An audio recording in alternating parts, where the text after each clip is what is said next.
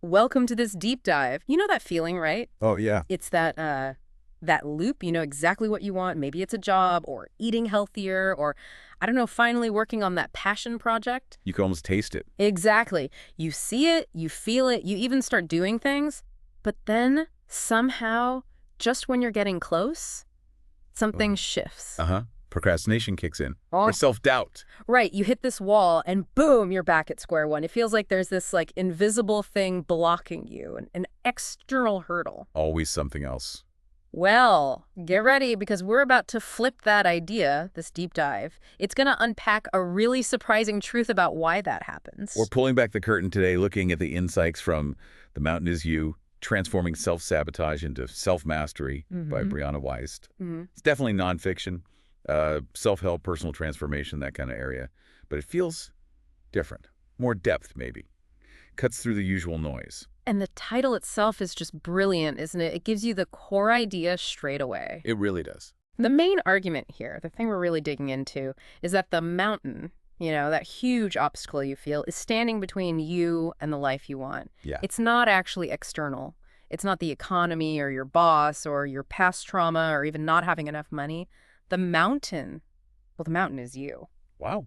Yeah. It's like all your internal blocks, your Yeah. hidden fears, that resistance you feel when you try to grow. So the journey isn't just about climbing some outer peak. It's really about self-mastery. Okay, so our mission here isn't just to summarize the book. We want to really pull out the essential stuff, the impactful nuggets from this source. Right. We want to understand the why behind self-sabotage, which, as the book argues, is often pretty counterintuitive, and explore the actual strategies it offers to move past it. And figure out what this whole self-mastery thing actually looks like in practice. Exactly. We're looking for those key insights that can help you, listening right now, maybe see why you get in your own way sometimes, and what the path forward could look like based on what these sources say. Okay, let's dive in. The book starts by saying we need to understand self-sabotage on a much deeper level. Because, like you hinted, it's not as simple as it seems. Absolutely. The starting point is the basic definition. Self-sabotage is that gap, Yeah. between where you are now and where you consciously say you want to be. That gap. And every single time you try to cross it, you run smack into your own resistance, your own pain, your own patterns, just pull you right back. And here's where it gets, honestly, a bit weird maybe, especially if you've always thought of self-sabotage as just like a personal failing. Because when you see someone start, always quitting jobs right before promotion or pushing away good people or getting into debt right after a raise, it looks like self-hatred. It really does. Like they secretly want to fail. Exactly. Like they want to be miserable. But the book says, nope, that's not it. That's a total misunderstanding. Precisely. This is the core revelation, really. Self-sabotage isn't, primarily masochistic. It's not usually rooted in some conscious wish to cause yourself pain because you hate yourself. Okay.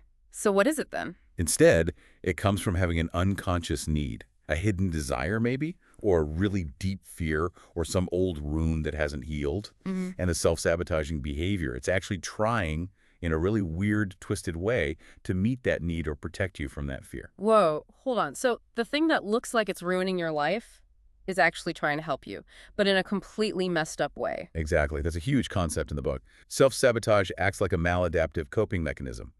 It's what our system comes up with when we haven't consciously faced, processed, or figured out how to healthily meet our real needs or deepest fears. So instead of dealing with the root issue. Right. Instead of dealing with it directly, the unconscious mind just grabs onto a behavior that gives some kind of like temporary relief or feels familiar or seems safer somehow, even if it totally undermines what we consciously want. Can you give us some solid examples? Like, how does this actually play out? The book must have some. Oh, definitely. It has some really vivid ones that make it super clear. Okay, take someone who keeps wrecking their relationships. Picking fights, creating drama. Yeah, or just finding reasons to bail before things get too real. On the surface, you just think, wow, they're terrible at relationships. Right. But the book suggests, maybe deep down, what they really need is to figure out who they are outside of a relationship, to get comfortable being alone, feel complete on their own. Okay. But the fear of actually being alone, of facing that potential loneliness or just the unknown of it, that's terrifying. Yeah. So unconsciously, they create these unstable relationships that are bound to fail. Which forces them back into being alone. Exactly. But it happens in this chaotic, painful way. It avoids the scary, intentional choice of saying, okay, I'm choosing to be alone for a while to work on myself. They get the outcome, but through a cycle that actually reinforces the fear. Wow, that makes a disturbing amount of sense. They get the result, but avoid the conscious choice. What else? Another classic one is sabotaging career success. The book suggests someone might be climbing a ladder, doing well, but then they start messing up. Missing deadlines, picking fights with the boss. Yeah, making sloppy mistakes. It looks like incompetence, maybe. But maybe, unconsciously, what they really want is something totally different, like creative expression. Maybe they secretly want to be a writer or an artist or a musician. Even if society says that's less successful. Right. The deeper need is for authenticity, for that creative outlet. So sabotaging the safe career path, even if it causes problems, becomes this weird, unconscious way to create space or find a reason to eventually move towards that creative need. Without having to make the terrifying conscious leap. Exactly. The sabotage gives them a kind of built-in excuse. It frees up energy or time for the hidden desire. But crucially, they never have to own the true need or make that deliberate, scary choice. Okay, got it. And what about the person who's always, like, psychoanalyzing everything, constantly dissecting their feelings? Ah, yes. That looks like deep self-work, right? Like they're really committed to healing. Totally. But the book argues this can actually be a really sophisticated form of self-sabotage itself. It's a way to sabotage the healing. Because by staying purely in the head, constantly analyzing... They avoid actually feeling the feelings. Precisely. They stay safe in the realm of theory, insulated from the raw, messy, uncomfortable reality of true emotional processing and release. Okay, that one hits close to home for a lot of people, I bet. But what about negative self-talk? That just seems purely bad. How could that be protective? Well, the source suggests it can be this, like perverse form of self-defense. Think about it. Okay. If you truly believed in yourself, if you shut up that inner critic, what would happen? You'd feel empowered, right? Free to take big risks, go for opportunities, really put yourself out there. Yeah, that sounds good. But it also sounds incredibly vulnerable. It opens you up to failure, rejection, judgment. Negative self-talk, by constantly telling you why you're not good enough, why you can't do it. It keeps you small. It keeps you small. It gives you reasons not to try protecting you from those perceived dangers of vulnerability and risk. It's a really limiting way to meet that unconscious need for safety, but it kind of works at the massive cost of growth and actual happiness. So the big takeaway here is that self-sabotage isn't just a character flaw or weak willpower. It's this ingrained, often unconscious, messed up strategy. It gives temporary relief or meets some hidden need. But crucially, it never solves the real problem. It never leads to real fulfillment. It's just a substitute for dealing with the root cause head on. Right. Like any coping mechanism that isn't actual healing, it manages the discomfort for a bit, maybe fulfills a need in a roundabout way, but the core wound stays put and the path forward stays blocked. Exactly. And that understanding really paves the way for looking at the deeper roots. It's not just about breaking bad habits on the surface. No, it goes way deeper into our, like, psychological wiring. One of the biggest roots is irrational fear. The book points out that these sabotaging behaviors, they're almost always flowing downstream from these old, unexamined, often totally illogical fears we carry around about ourselves or other people, or just how the world works. And you can't just try and fix the behavior, right? It's like slapping a Band-Aid on a deep infection. You nailed it. If you only focus on stopping the habit, the procrastinating, the overspending, whatever it is, you just get stuck. You keep relapsing because you haven't dealt with the underlying irrational fear or the wound it came from. The behavior is just the symptom. The fear is the root. Okay, irrational fear. Got it. What about how we see ourselves, our self-concept? That brings us to the huge role of unconscious negative associations, those limiting stories we tell ourselves. The book highlights that chronic self-sabotage is basically a flashing red light indicating that your fundamental inner narrative. The story you tell yourself about who you are. Yeah, often unconsciously. About who you are, what you can do, what you deserve. That story is probably outdated or way too limiting or just plain wrong. And this self-concept, it's not fixed. We build it over years, piece by piece, from childhood, family, friends, society. Like maybe your parents always worried about money, so you absorbed the idea that money is scarce and hard to manage. Exactly. Or maybe early relationships were painful, so you learned unconsciously that love equals abandonment. And the book really pushes you here. It says you have to question these deep beliefs.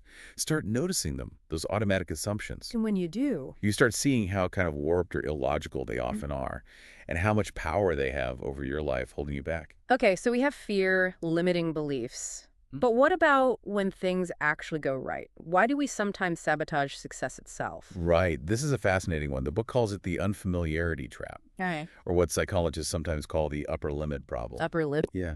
Basically, humans are wired for what's familiar. We resist the unknown, even if the unknown is objectively better, like more success or real happiness or deep love. Because it's new, it feels uncomfortable. It's outside our comfort zone. So getting something good, something we actually work for, can feel bad just because it's different. It can feel uncomfortable, yeah. And we often misread that discomfort. We think, oh, this feels wrong. This must be bad. Our internal system wants to get back to what feels safe, which usually means what feels familiar, even if familiar was miserable or toxic. So the system tries to pull us back down. Kind of. The book mentions Gay Hendricks' idea of an upper limit. Like we have this internal thermostat for how much good stuff, how much happiness or success we feel we're allowed. A ceiling on feeling good. You could think of it like that. When we go above that level, land the big client, the relationship gets really good and stable. You start crushing your fitness goals. It triggers this mechanism. It feels like too much, too unfamiliar.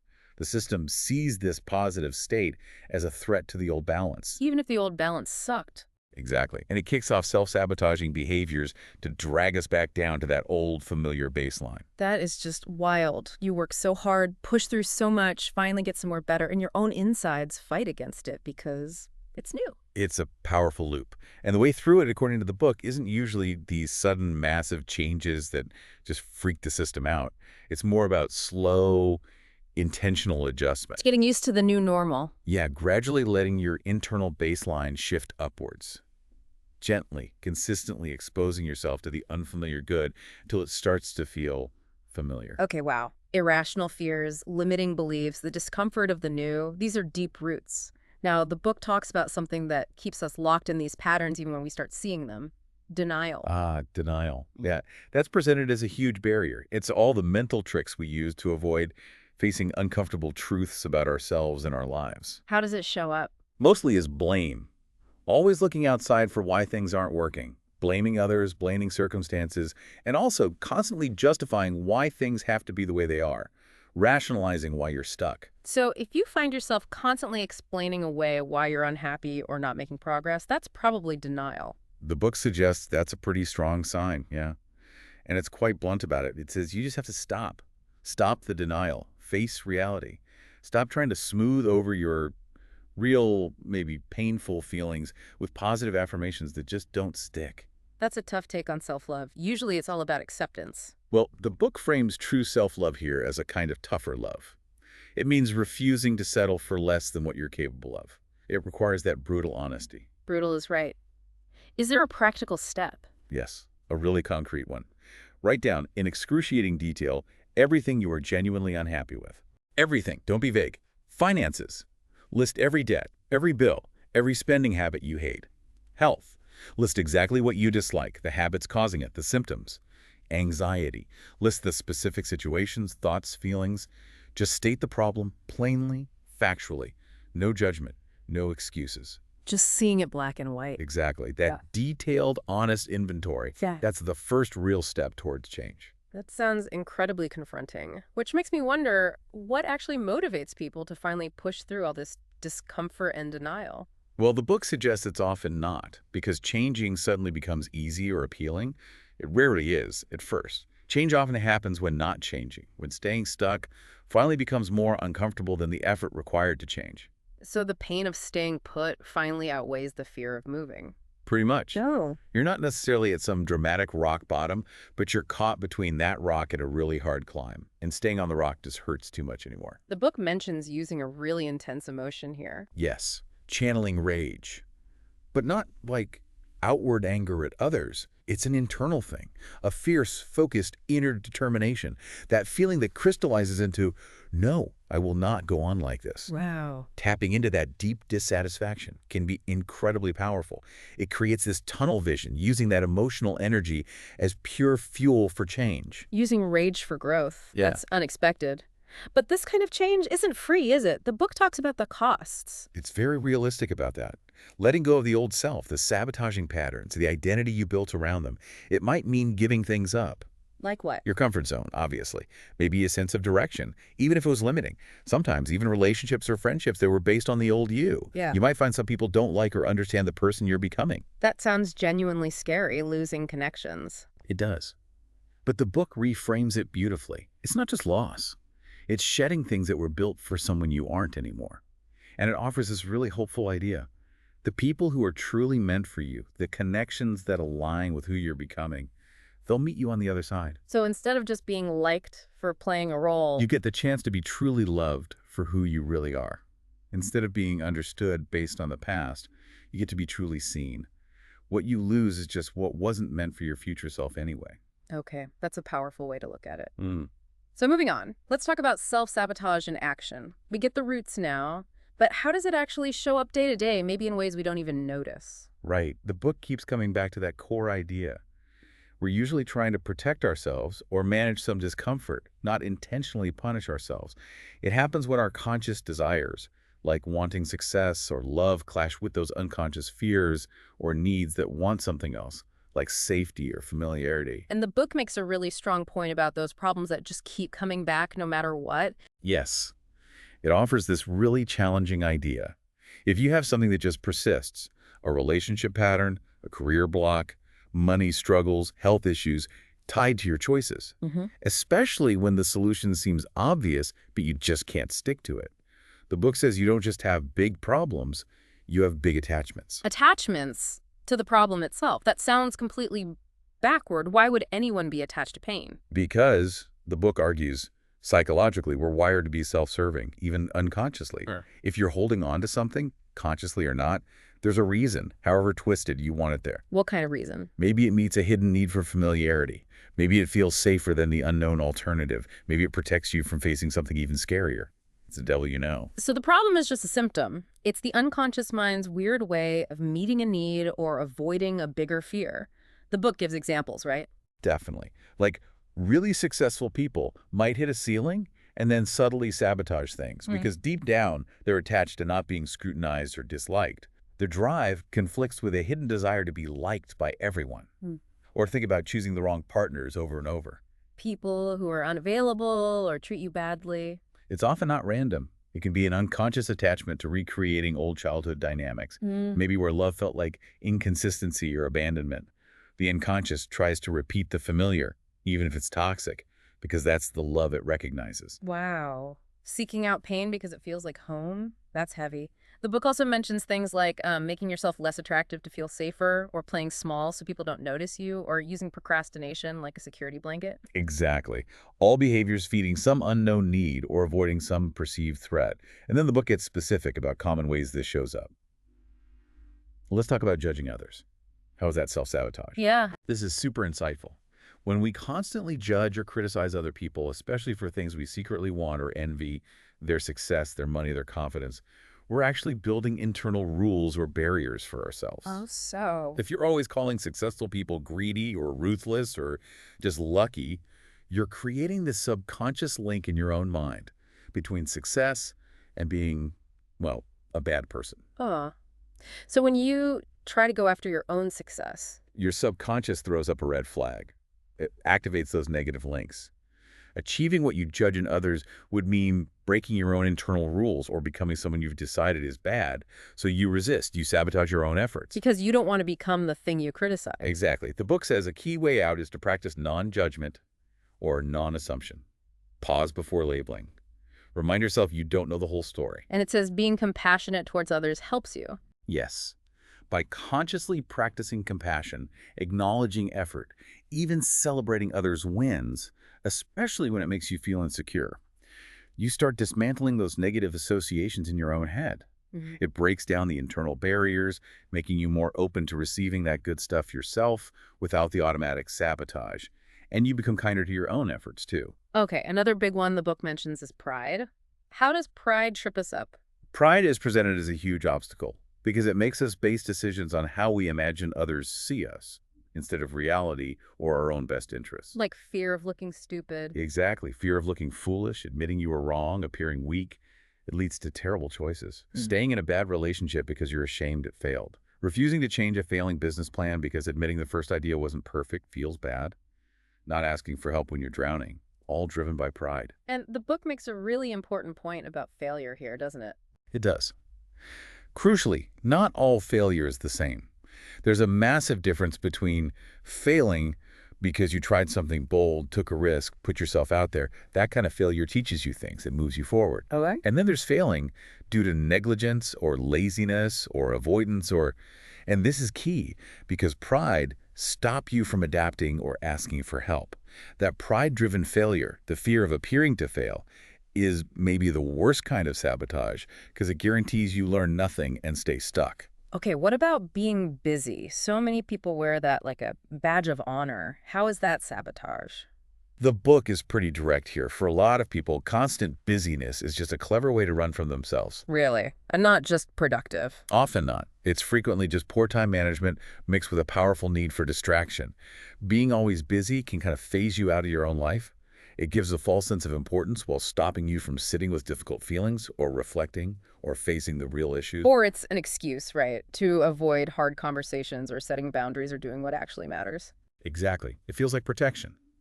You don't have to face the discomfort of silence or the fear of not knowing what's next or the awkwardness of saying no because you're just so busy.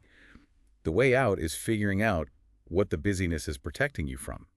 Conflict, feeling inadequate, hard choices, and finding healthier ways to cope, like building real confidence and setting clear boundaries. And worrying, especially about those really irrational fears, the crazy worst-case scenarios. The book suggests that kind of obsessive worry is often about projection. You've got real fears, maybe about money or a relationship, things that feel overwhelming, but instead of facing those, you channel all that anxiety into fixating on bizarre, unlikely disasters. Like a meteor strike or winning the lottery and losing the ticket. Right, things you have zero control over. Hmm. The energy spent worrying about the wildly improbable is energy you're not spending on addressing the real, manageable fear or taking useful action right now. So it keeps you stuck and anxious, but doesn't actually help. Precisely. It gives this false, exhausting feeling of control, like if you worry about everything, maybe you can prevent bad things. But it's just an illusion that drains you. The way through, the book says, is to practice getting through the fear, accept what you truly can't control, the future, other people, and consciously focus your energy on what you can control, your thoughts, actions, habits, responses, right here, right now. Okay, so we've really dug into what self-sabotage is, where it comes from, how it shows up. Understanding all of that is huge, but the book really hammers home that understanding isn't enough, right? Not even close. The real pivot, the start of actual self-mastery, is action. Understanding gives you the map, sure, but action is the car that actually moves you. Overcoming self-sabotage means you have to consciously, consistently do things that move you towards where you want to go, especially when it feels uncomfortable or triggers those old fears. And doing that inevitably brings up all the stuff you were avoiding with the sabotage in the first place. Absolutely crucial. When you start taking down those shields, the busyness, the procrastination, the drama, all those uncomfortable, unprocessed feelings you were stucking down, they're going to come up. Which feels awful. It can, initially. The book stresses that's not a sign you're doing it wrong. It's necessary. Feeling worse, more anxious, more raw at first, that's often part of the healing. The fear of feeling those feelings is frequently the biggest thing holding us back, even when we logically know what we need to do. We know the action, but we're terrified of how taking it or stopping the old pattern will feel. So how does the book say to handle those feelings when they hit? It's kind of a multi-layered approach. First, get curious. When a tough emotion comes up, ask yourself, why now? What's this telling me about the situation or the action I'm thinking about? Is there a message here? What do I need right now to honor myself without falling back into old habits and also reconnecting to your vision, your why? Reminding yourself why you're doing the hard thing. Exactly. That motivation for the future needs to become stronger than the fear of the present discomfort. And actually allowing yourself to feel it physically. Yes, vital. Let the emotion rise up. Just notice it in your body. Where is the tension? The heat? What does it actually feel like? The book argues our fear of the feeling is often way worse than the feeling itself. Things like writing letters you don't send, using mantras, creating personal manifestos. These can help give the feelings an outlet so they stop running the show unconsciously. There's a really key lesson in the book, maybe the most counterintuitive one, about action versus feeling. It seems to go against a lot of standard advice. This might be the absolute game changer for breaking these patterns. You have to learn to radically disconnect your actions from your feelings. We get stuck so often, not because we can't do something, but because we just don't feel like it. But aren't we supposed to wait for motivation, wait till we feel confident or inspired? The book argues, absolutely not. Our feelings. They're wired for comfort, safety, familiarity. They signal good when things feel known. Taking action that pushes our boundaries, even if it's logically the best move. It will feel uncomfortable, awkward, maybe scary at first. You probably won't feel like it. You're not held back by inability, but by psychological resistance. You don't feel willing. So the guidance is let logic, principles, your long-term vision drive your behavior, not how comfortable or motivated you feel in the moment. That's the core idea. You can act even if you don't feel like it. In fact, the book stresses that action often creates the motivation and momentum, those positive feelings. They aren't things you wait for, they're things you generate by moving, by starting. Your internal state gradually catches up to support the actions you consistently choose, even if they felt weird initially. You don't wait to feel ready. You act your way into feeling ready. Wow, okay. The book also helps us get better at reading our negative emotions, right? Seeing them as messengers? Yeah, it reframes triggers. They aren't signs you're broken. They point to unresolved stuff and maybe skills you haven't developed yet for processing emotions. Feelings have info. Guilt, for instance. Maybe it points to actual harm you caused, but often it's just old programming telling you you're bad or unworthy. Embarrassment. Regret. Embarrassment signals you haven't met some internal standard. Regret. Instead of just dwelling, see it as fuel for doing things differently next time. Chronic fear often points to an underdeveloped response system or projecting a need for control onto things you can't control. And the idea that trauma is physical, not just mental, that's getting more attention now. It's crucial, and the book includes it. Trauma isn't just in your head, it's stored in your body, in your nervous system. It affects how safe you feel. So healing needs both physical and psychological approaches. Like what kind of physical things? Deep breathing, self-soothing touch, exercise, yoga, shaking, crying ways to release that stored energy. And psychologically, it means carefully, gradually re-exposing yourself to safety in the area where the trauma happened, relationships, money, whatever it was, to reteach your system that safety is possible now. The emotional backlog idea is also really relatable, like an overflowing inbox. Totally. Yeah. Emotions are messages needing attention. Ignore them, stuff them down, they don't vanish, they pile up, build pressure. Eventually, that pressure forces a release, a breakdown, getting sick, needing intense rest, uncontrollable crying. The book says processing isn't optional. Nope. It's required for health. Flushing the backlog means allowing physical release, maybe therapy, letting yourself feel sadness or anger. Emotional health isn't being calm all the time. It's being able to feel full range of emotions without being swept away. It's seeing a thought or feeling, acknowledging it, but not automatically reacting to it. That space between stimulus and response, that's where self-mastery lives. Okay, so we're doing the tough work. Releasing the past, facing discomfort, acting anyway. But what about actually building the new future? The book warns against getting stuck just focusing on healing, right? Yeah, absolutely. Once you start releasing and confronting things, you have to consciously shift your focus. A big trap is staying stuck identifying as someone who is healing or endlessly analyzing the past. Yeah. The energy has to pivot towards actively building the present and future you want. And a really cool tool the book offers for this is meeting your highest potential future self. How? How does that work? Sounds a little out there. It's presented as a visualization exercise. Find a quiet spot, get calm, and intentionally invite your highest possible, most fulfilled future self to kind of show up. The book reassures you, if scary images pop up first, that's just your current fear projecting onto the unknown. It's not predicting a bad future. Okay. And once you've invited this future self, You just observe them.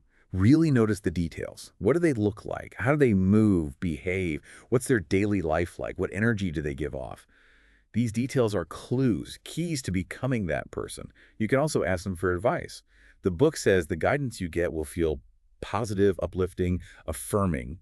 It'll resonate. the metaphor about handing over keys is pretty powerful. It really is. Yeah. You can visualize giving the keys to your current messy life to a past self who couldn't handle it. Or, even better for moving forward, Imagine your highest future self handing you the keys to your desired future. Keys to the house, a wedding ring, the job offer email, the feeling of confidence walking into a room. The whole point is to make it feel calming, empowering, real, to anchor you in that possibility. And becoming your most powerful self, the book calls this being the CEO of your life. Perfect analogy, right? It's not about fake perfection. It's about stepping into the part of you that can make conscious, responsible decisions for your life, overriding the panic or sabotage impulses from the fearful parts. What does that look like? Key traits include knowing your weaknesses, but not obsessing over them. Being willing to be disliked or misunderstood sometimes, knowing people might judge, but acting your truth anyway, and doing the inner work consistently, processing triggers, learning from mistakes, integrating lessons. The book also mentions simplifying, letting results speak, prioritizing health, vulnerability as strength, designing routines that support your best self. It's about thinking and acting as if you are that powerful self right now. Another technique the book highlights sounds simple, but powerful. Validating feelings, your own and others. It seems basic, but it's huge. Validation isn't agreeing with the feeling or the behavior, it's just acknowledging it's a real human experience. Telling yourself, yeah, it makes sense I feel overwhelmed, or telling someone, wow, that sounds really hard. Why is that so effective? With others, it instantly lowers defenses, creates connection. People acting out often just feel unseen or dismissed. They're seeking validation that their experience is real. For yourself, saying, it's okay, I feel angry lifts a huge weight. You accept it, hey, anger is here, instead of fighting it. The book argues society doesn't teach us to process feelings well, so we suppress. A breakdown is often just forced validation. That idea of radical empathy, it's okay to feel this way. Exactly. It stops the internal fight, reduces shame about bad feelings, and makes space for actual processing instead of suppression. And practicing it with others helps you do it for yourself. You start seeing emotions as messengers, not enemies. The book also stresses needing principles, not just inspiration, especially when things feel chaotic or scary. Crucial difference. Inspiration is often like a sugar, high exciting, but fleeting. Based on feelings, cool ideas, vision boards, it gets you started maybe, but it won't sustain you. Principles, they're like fundamental laws that govern outcomes whether you feel like it or not. They're the boring but essential rules of conduct for long-term results. And the idea that getting the goal or the relationship doesn't magically fix you. Right. The book argues goals and external changes don't fundamentally alter who you are. They often just magnify where you still need to grow. If you don't have solid principles now about managing money, setting boundaries, consistent effort, time management, those issues will just follow you into the bigger life and probably cause bigger problems. So principles like Living beneath your means consistently, prioritizing real connection over just being popular, making choices based on core values like integrity or growth, even when uncomfortable, instead of just chasing status or pleasure. Building your life on that solid foundation is way more effective than just chasing visions fueled by temporary inspiration. That makes sense. Provides an anchor.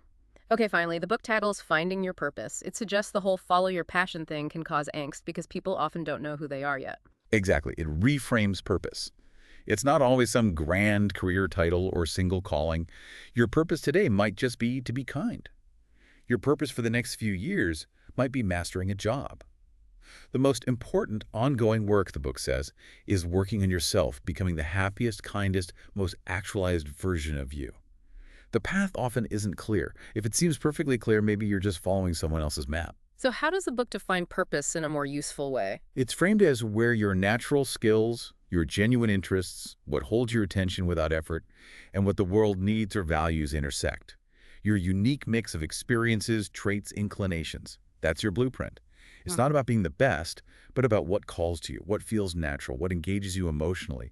And the ultimate purpose is always becoming your ideal self and expressing that uniqueness. Are there questions to help figure that out? Yes, questions to cut through the noise. Like, what would you do if social media vanished? To find intrinsic motivation. What comes easily to you, even if you dismiss it? What does your ideal average day look and feel like? Focusing on experience, not status. What legacy do you want? What virtues described in a eulogy, not just resume points? And powerfully, the book notes purpose often emerges from pain and struggle. Those experiences clarify what truly matters and what you're uniquely built to offer. So this whole journey, self-sabotage to self-mastery, it's not one big jump, but a continuous process. Absolutely. The book frames this shift not as extraordinary, but as the natural result of consistently taking responsibility for how you hold yourself back and, crucially, realizing you have the power to choose differently. And telling the difference between controlling your behavior and suppressing emotions is key to that mastery. Totally key. Suppression is denying feelings "I won't feel sad." That just builds pressure and leads to uncontrolled blow-ups later. Controlling, in this context, means being aware of the feeling. Okay, anxiety is high right now. But choosing your response based on principles and vision, not letting the feeling dictate your actions. You master your behavior, not the emotion itself.